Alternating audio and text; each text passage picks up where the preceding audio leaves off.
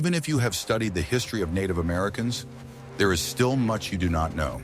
Today, I will reveal some of their secrets that not even all scientists are aware of. How did Native Americans stay warm without fire? Their methods will surely surprise you. Imagine the endless Great Plains, frozen by frost. The wind, sharp as a blade, carries snow dust, and the temperature drops to levels that seem incompatible with life. In this icy world, where modern man would not last a day without technology, Native Americans not only survived but lived for centuries. They had no central heating, electric heaters, or down jackets made of membrane fabric. Often, even keeping a constant fire going was a luxury or a tactical mistake that gave away their location. Their main source of heat was what they carried within and on themselves. An amazing system of knowledge where the body, clothing, and shelter worked as a single mechanism. Watch this video to the end to learn how a fur cape became a personal home, why sleeping together was not a matter of comfort, but a survival strategy, and what architectural secrets a typical teepee held. What if I told you that everything you believed about surviving the winter is not true? Modern man thinks of heat as something that needs to be constantly produced, turning on the heater, throwing wood into the stove. Native Americans approached this issue with a completely different philosophy. They sought not to produce heat, but to conserve what they already had. The main source of heat, the only real stove in the icy steppe, was the human body. Their entire winter strategy was built around this simple truth. Every item of clothing, every detail of their dwellings, every aspect of their behavior was aimed at preventing the precious heat generated by the body from being wasted. It was not a battle against the cold, but rather a skillful dance with it. They did not try to turn winter into summer, but accepted its rules of the game. Instead of spending enormous resources on heating the surrounding space, they created several layers of microclimate around themselves, each warmer than the previous one. This approach required a deep understanding of the laws of physics, materials, and their own bodies. They knew that air was the best insulator, that wind was the main thief of heat, and that moisture was a deadly enemy. This knowledge, passed down from generation to generation, was more valuable than any fire. They perceived heat not as an individual resource, but as a collective asset. It was practically impossible to keep warm alone, so the survival of the entire community depended on how well people worked together. The warmth of one person became the warmth of the whole family. It was a system in which there were no unnecessary details. The position of the body during sleep, the way clothes were worn, even the choice of a place to camp. Everything was subordinated to a single goal. The goal was to preserve the fragile spark of life that glowed inside each person. This principle of maximum efficiency permeated their entire culture. They did not waste energy on anything, not on movement, not on emotions, not on heating. Winter was a time of concentration, not expansion. Their success in survival was a triumph of intellect over the elements.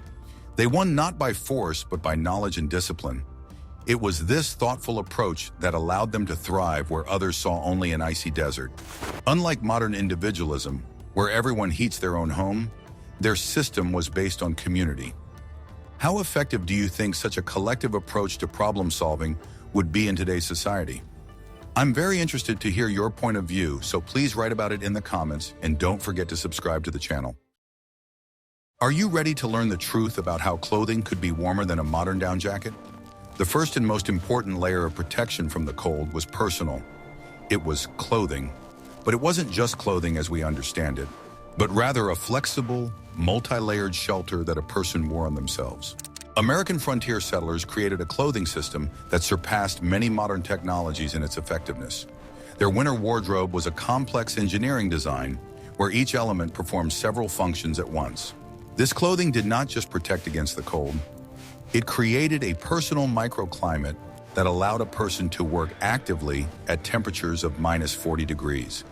The secret lay not in the thickness of the material, but in understanding the principles of heat exchange and using the natural properties of materials. The main material for winter clothing was carefully tanned wild animal skins, mainly deer, elk, and bison. The process of transforming raw hides into finished clothing took several weeks of intensive work. First, the skin was cleaned of meat and fat residues with special bone scrapers. Then it was soaked in a solution of animal brain, which contained natural enzymes that softened the skin fibers. After that, the skin was stretched, smoked over smoldering coals, and kneaded repeatedly until it became as soft as fabric. The final product, known as buckskin, had amazing properties. It was stronger than linen, softer than cotton, and warmer than wool. Unlike modern synthetic materials which create a greenhouse effect, tanned leather had a unique ability to regulate temperature. Microscopic pores in the leather allowed moisture from the body to evaporate outward, but did not allow cold air to enter. This prevented the accumulation of sweat, which could freeze and turn into an icy crust on the body. The Native Americans, from whom the settlers adopted many leather processing techniques, knew the secrets of creating a water-repellent coating from a mixture of fat and beeswax. Leather treated in this way repelled snow and rain, while remaining breathable. The multi-layered clothing system worked on the principle of a thermos, creating several air chambers between the layers of fabric. The first layer was underwear made of soft deer skin, turned inside out with the fur on the inside. This fur created thousands of microscopic air pockets right next to the skin. The next layer was a long-sleeved shirt made of coarser leather that reached to the middle of the thigh. On top of this, they wore a vest made of beaver or rabbit skins, sewn with the fur on the inside. In the harshest frosts, they added another layer, a long cape made of bear or wolf skin. The cut of each item of clothing was the result of centuries of experience of survival in extreme conditions. Shirts were sewn with a special stand-up collar that could be raised to the ears, protecting the neck and lower part of the face. The sleeves were made 10 centimeters longer than the arms so that they could be used as improvised mittens. The front of the shirt was shorter than the back, which allowed for freedom of movement when walking, but protected the lower back when bending over. All the edges of the garment were trimmed with fur, which served as an additional seal and prevented snow from getting inside. Protecting the feet required particular ingenuity, as it was through the feet that people lost the most heat. Winter moccasins were a complex construction of 4 or 5 layers. The outer layer was made of thick bison leather with the wool facing outwards. This was followed by a layer of tanned deerskin, then a layer of dry moss or shredded cedar bark. The inner layer was made of soft rabbit skin with the fur on the inside. Dried grass was often placed between the layers and changed every day. This grass not only provided warmth, but also absorbed moisture, keeping the feet dry. Mittens were made using a special technique using bear or wolf paws, where the fur was particularly thick. A lining of squirrel skins was sewn into the mittens, and the thumb was made separate for a better grip on objects. The mittens were attached to the sleeves with special leather loops so that they could be quickly removed when it was necessary to work with bare hands. A long cord made of raw hide connected both mittens across the neck, which ensured their safety even during a blizzard. Some hunters wore double mittens, thin leather gloves under fur mittens for shooting a gun. The technology of clothing manufacture included many tricks passed down from generation to generation. All seams were made in a special way. First, the edges were sewn together, then covered with a strip of leather and sewn again. This created a tight seal that did not let the wind through. The sewing thread was made from animal tendons, which swelled when wet and made the seam even tighter. Instead of buttons, a system of leather loops and bone fasteners was used, which could be fastened even when wearing thick mittens. Protective patterns were often embroidered on the chest and back with porcupine quills, which not only decorated the clothing, but also created an additional layer of protection from the wind. This clothing was the product of 1,000 years of evolution and represented the pinnacle of technology at the time.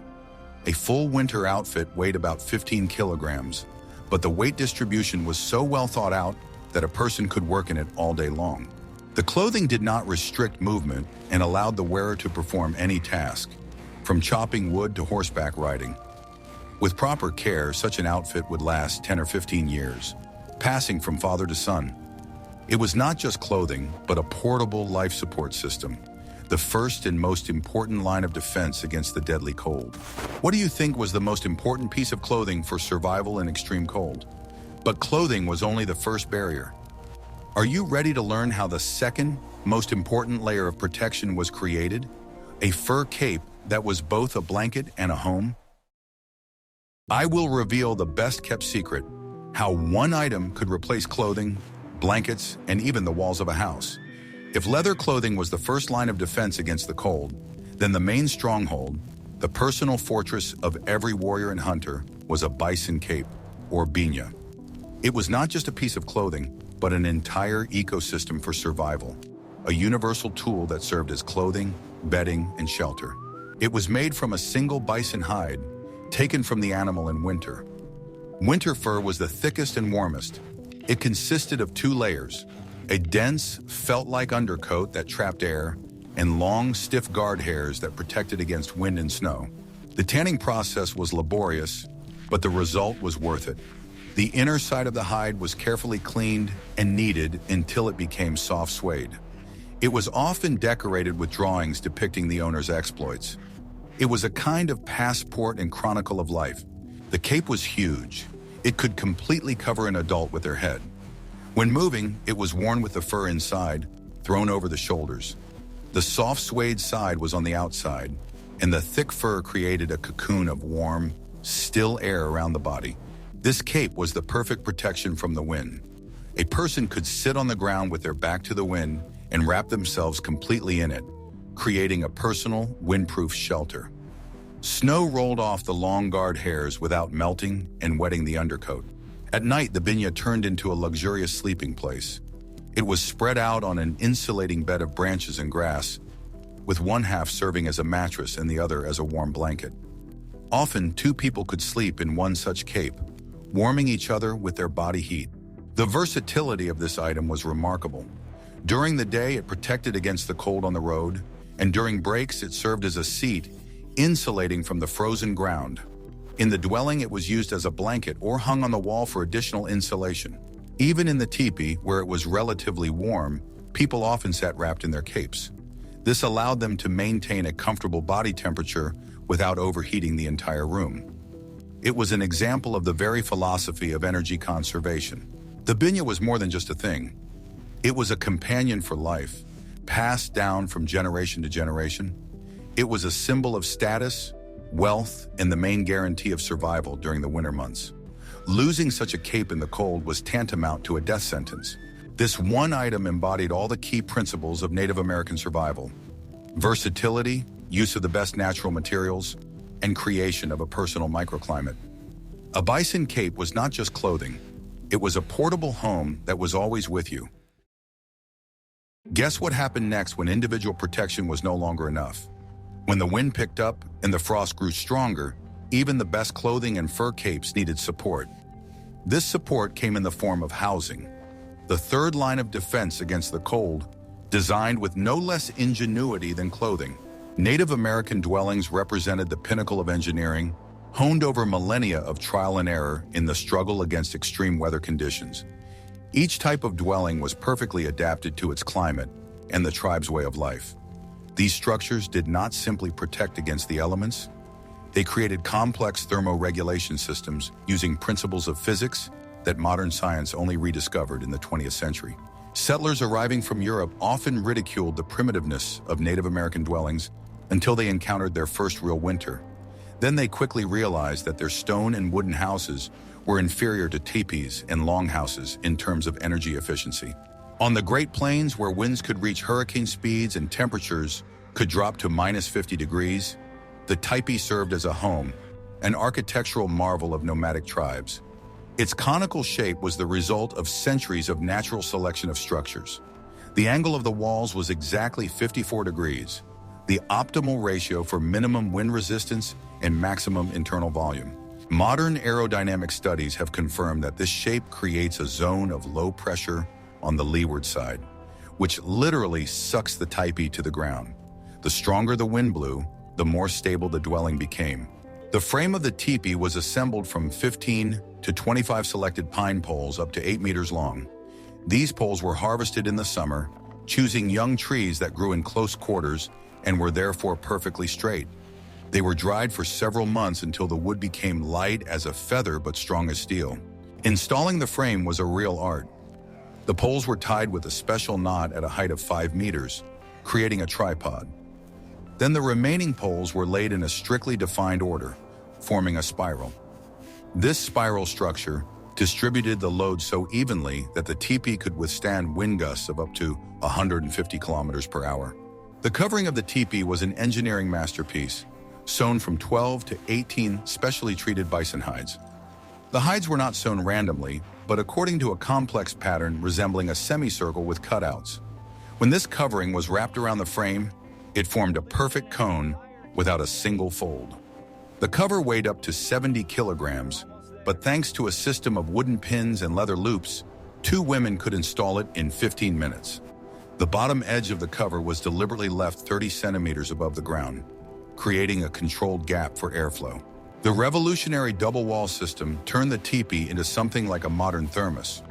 The inner lining, called a liner, was attached to poles at a height of 1.5 meters and descended to the ground, where it was weighed down with stones.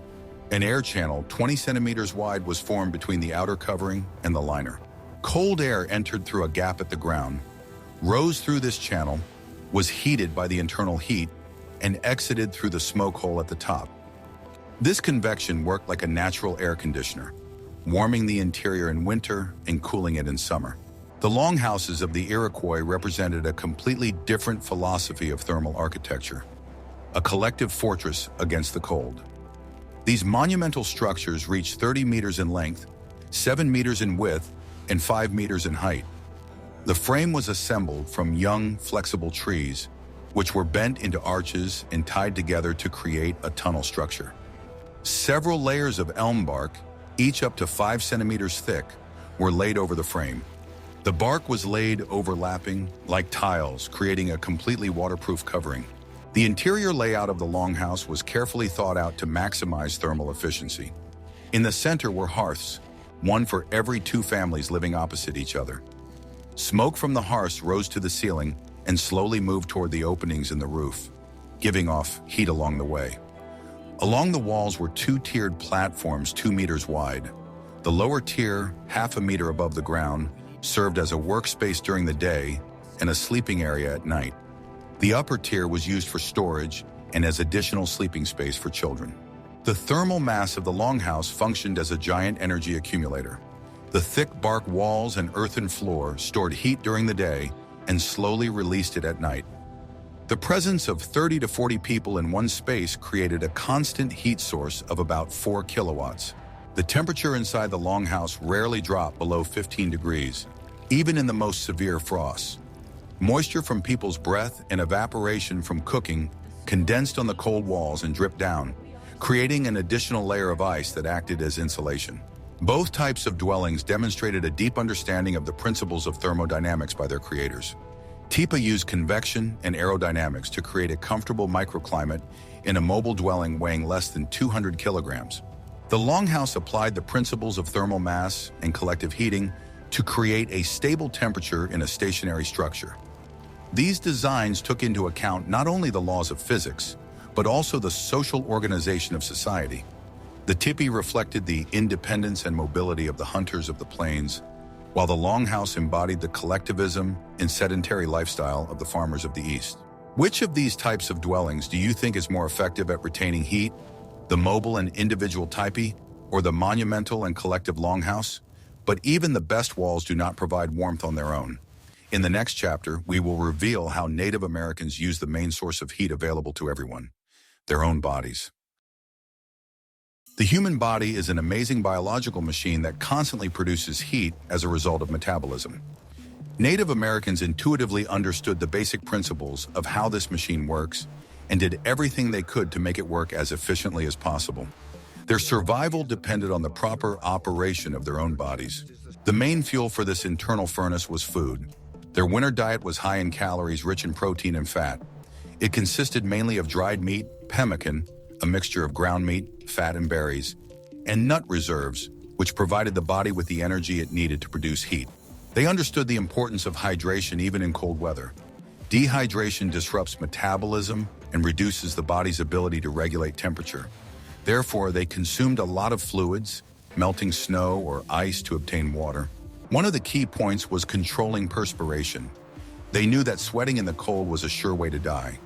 Therefore, they avoided intense physical activity that could cause overheating and moved at a steady pace, in maintaining a constant but not excessive body temperature. Layered clothing allowed them to flexibly regulate heat exchange.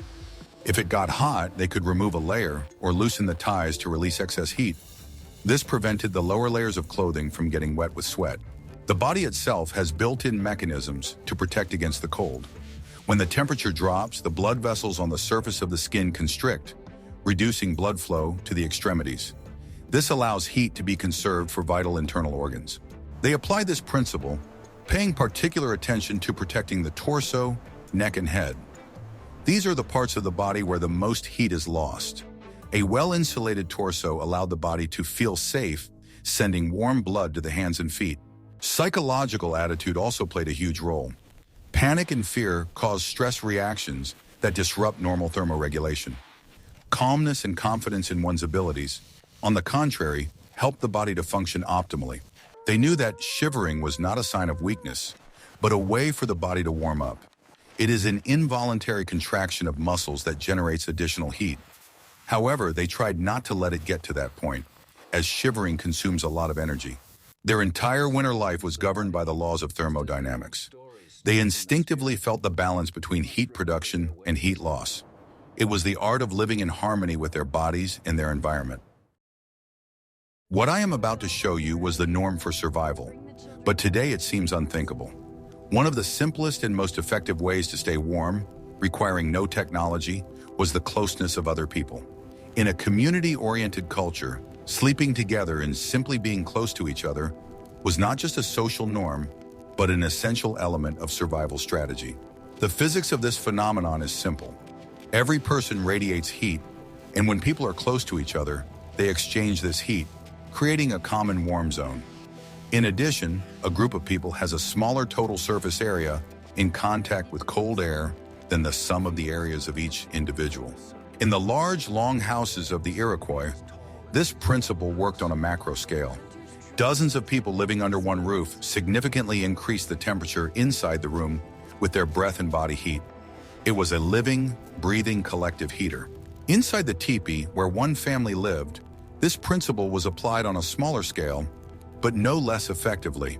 At night, family members slept close to each other, covered with shared furs. This significantly reduced heat loss for each individual. Children and the elderly, who are more vulnerable to the cold, were always placed in the middle. They were surrounded on all sides by the bodies of younger and stronger family members. It was a living shield that protected the weakest. This practice was not considered unusual or a violation of personal space. The concept of personal space as we understand it today simply did not exist. The well-being of the group was the absolute priority, and everyone understood that their personal survival depended directly on the survival of their neighbor. Even during the day, during long winter gatherings when men repaired utensils and women did needlework, people sat close to each other. This created an atmosphere of not only emotional but also physical warmth. Communication and joint work helped to keep warm. This method required no energy expenditure other than that produced by the bodies themselves. It was the embodiment of the philosophy of efficiency and collectivism. Instead of fighting the cold alone, they combined their strengths, or rather, their warmth. To modern people, accustomed to separate bedrooms and personal space, such an arrangement may seem strange. But for people whose lives depended on every degree of heat, it was the most natural and logical strategy.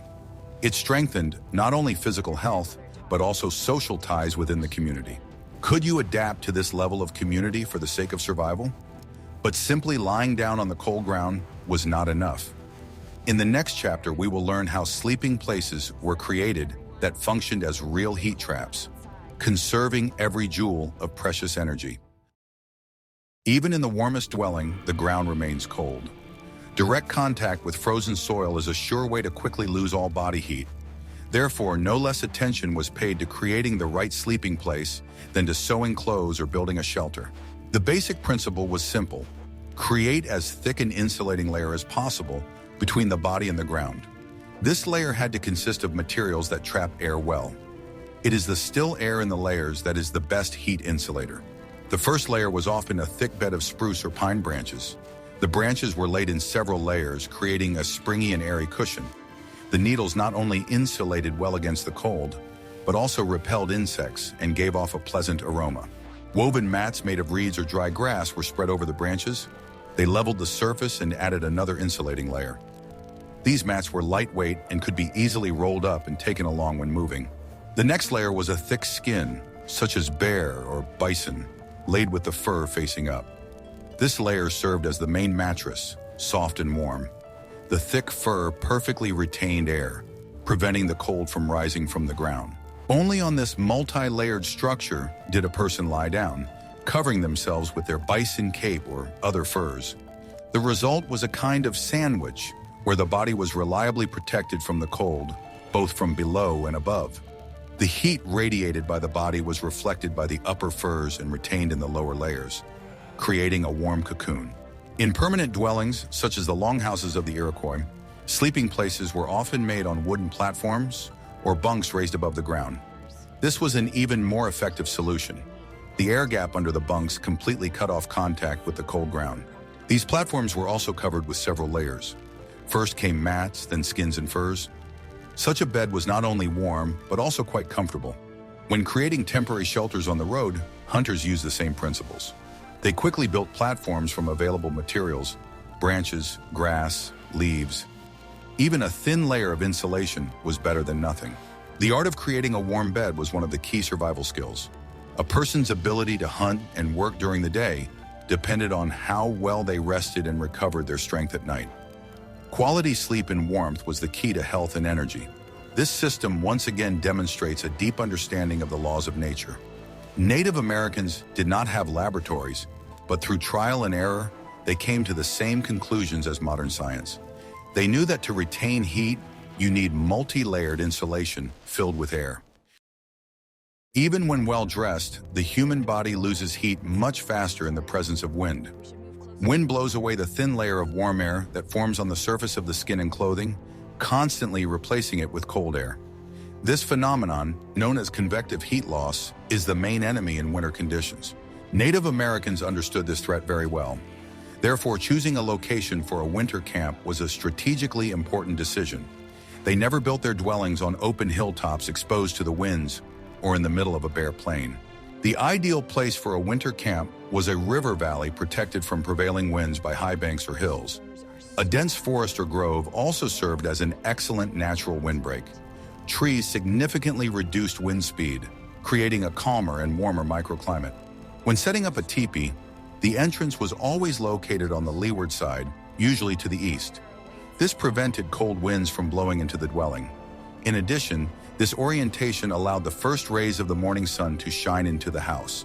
If the camp had to be set up in a relatively open area, the teepees were placed close to each other.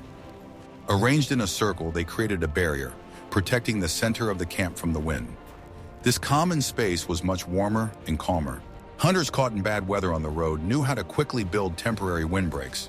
The simplest was to dig a depression in the snow at the foot of a tree or rock. Even a small pit significantly reduced the impact of the wind.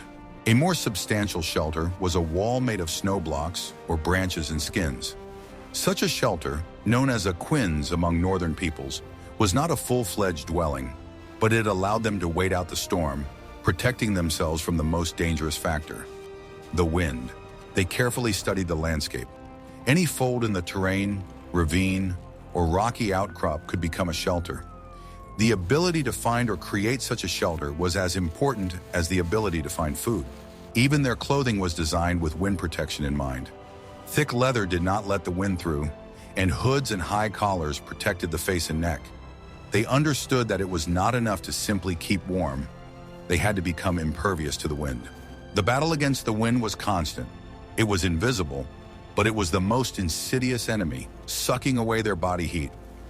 Their entire strategy for positioning themselves in the terrain was subordinated to a single goal: to hide, take shelter, and avoid direct contact with the icy breath of the plains. Survival in extreme conditions is not only a physical battle, but also a psychological one.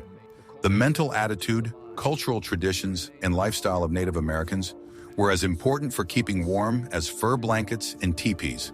Their winter mind was tuned to conserving energy. The philosophy of survival among the indigenous peoples of North America was based on the fundamental understanding that humans cannot defeat nature, but can become part of it. This wisdom was formed over thousands of years and passed down through generations in the form of rituals, customs, and mental practices. The winter mindset began to take shape at the end of summer, when the tribe began psychological preparation for the cold season. Elders conducted special ceremonies to prepare people's minds for the coming trials. This mental adjustment was as important as gathering firewood or sewing warm clothes. Unlike modern society, which tries to ignore seasonal rhythms with the help of technology, Native Americans consciously synchronized their lives with natural cycles. Winter was perceived not as an enemy, but as a wise teacher who demanded respect and understanding. With the first snows, the tribe entered a special mode of existence that could be called controlled hibernation. Physical activity decreased by 70% compared to the summer period. The heart rate slowed down, breathing became deeper and less frequent, and the metabolism shifted to a mode of maximum energy conservation. The interior of the dwelling became the center of the tribe's universe for the long winter months. A special routine reigned here, where every action was thought out in terms of energy conservation. The men were engaged in making arrowheads, carving them out of flint with slow, precise movements. This work required concentration but not physical strength, allowing the body to remain at rest. Women processed hides using bone scrapers in a measured, almost meditative rhythm. Children learned to weave baskets or embroider with beads, developing fine motor skills without expending much energy. Oral tradition flourished in winter, turning long, dark evenings into universities of tribal wisdom. Storytellers occupied a special position in the tribal hierarchy, as their art allowed them to travel in their imagination while remaining physically immobile. Epic sagas about the origins of the world, the exploits of ancestors, and spiritual journeys could last several evenings in a row. The listeners sat in tight circles around the storyteller, their bodies touching, creating a common heat field. The narrator's rhythmic voice put the audience into a trance-like state, where time flowed differently and the cold receded into the background. The attitude toward cold as a natural element of life was formed from infancy through a system of gradual adaptation. Newborns were not wrapped in dozens of blankets, but were accustomed to the coolness from the first days of life. Children were taken out into the cold for short periods, gradually increasing the time of exposure. By the age of 5, a child could play in the snow in light clothing without discomfort. This practice caused physiological changes, an increase in brown fat, improved capillary blood circulation, and an increase in basal body temperature. An adult Native American generated 20% more heat than a European of the same build. The concept of comfort in Native American culture was radically different from modern ideas. The ideal temperature was considered to be around 12 to 15 degrees Celsius, warm enough not to shiver, but cool enough to stay alert. Overheating was considered dangerous, leading to a loss of alertness and energy. Sweating in winter was seen as disastrous, as wet clothing lost its insulating properties. Therefore, all activities were performed at a calm, measured pace, avoiding any sudden movements. Psychological resistance to cold was strengthened through a system of rituals and beliefs. Many tribes practiced morning dousing with ice water or rubbing with snow, which not only hardened the body, but also demonstrated the power of spirit over matter. Warriors underwent initiations that included spending the night in the snow wearing only a loincloth. Those who survived not only gained a new status, but also unshakable confidence in their ability to withstand the cold. This confidence in itself increased cold resistance through psychosomatic mechanisms. Economy of movement reached the level of high art, comparable to the Japanese tea ceremony. Every gesture was honed by generations to absolute efficiency. When getting up from a couch, a person used a minimum of muscles, rolling over and using inertia. When passing an object, people moved only their hand, keeping their elbows still. Even the manner of speech changed in winter. People spoke more quietly and slowly, saving energy for breathing. An experienced hunter could sit by a hole in the ice for 8 hours, making fewer movements during that time than a modern person makes in 5 minutes. The culture of energy conservation permeated even social interactions. Conflicts and disputes were postponed until spring, as emotional excitement burned precious calories. Laughter and boisterous displays of joy were rare. A state of calm contemplation prevailed. Sexual activity also followed seasonal rhythms, dropping to a minimum in winter. Even dreams, according to beliefs, became calmer and longer, allowing the spirit to rest while the body regained its strength. Thus, their main weapon against the cold was not fire, but discipline, patience, and a deep understanding of their place in the natural cycle. They did not fight winter, they became part of it in order to survive it. The Native American system of survival in winter conditions is a testament to human ingenuity and adaptability. Without advanced technology, they created a virtually perfect system of heat conservation based on a deep understanding of the laws of physics and biology. Their legacy is a set of principles that are still relevant today. The key principle was layering. This approach was applied to everything. Clothing, where several layers created air gaps, dwellings where the inner teepee canopy formed an insulating layer, and sleeping areas, where a floor made of branches, mats, and skins blocked the cold from the ground. The second principle was the priority of heat conservation over heat production. They understood that it was much more effective to prevent an already heated body from cooling down than to try to warm it up again. Their entire strategy was aimed at minimizing heat loss. The third principle was the use of air as the main insulator. They intuitively knew that it was not the fur itself that provided warmth, but the air it trapped between the fibers. This same principle was the basis for the design of their dwellings and beds. The fourth and perhaps most important principle was the power of the collective. They used each other's warmth for mutual heating and shared shelter and resources. Survival was not an individual task, but a communal one. Many of these ideas are still used today.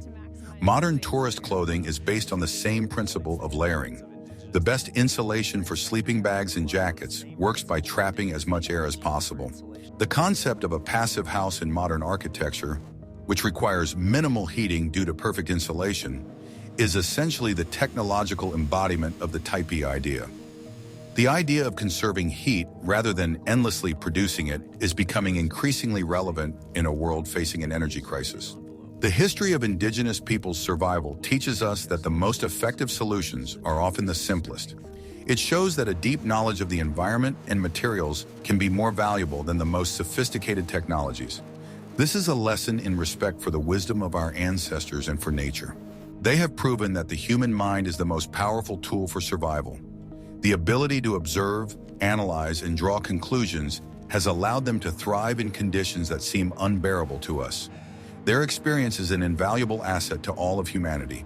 Their methods are not just a set of tricks, but a holistic system where each element is connected to the others. Clothing, shelter, food, social structure, and psychology all work toward a common goal: to survive the long, dark, and cold winter in order to welcome a new spring. We can see that the survival of Native Americans in winter without a constant fire was not a miracle, but the result of a complex and well-thought-out system of knowledge. It was a quiet, daily battle for every degree of warmth, in which their main weapons were not brute force but intelligence, observation, and collectivism. From layered clothing to Tipis architecture, from a high-calorie diet to communal sleeping, every element of this system had been refined over centuries. Their experience reminds us that there are other ways of interacting with nature, not conquest, but adaptation. It shows that even in the harshest conditions, the human spirit and ingenuity can find ingenious and effective solutions, using only what is at hand. It is an eternal lesson in resilience and wisdom. What other aspects of the life and survival of the indigenous peoples of North America would you like to see in our next issues? Perhaps you are interested in their diet, hunting methods, or social structure? Suggest your topics in the comments, and don't forget to subscribe to our channel so you don't miss out on new research into the mysteries of the past.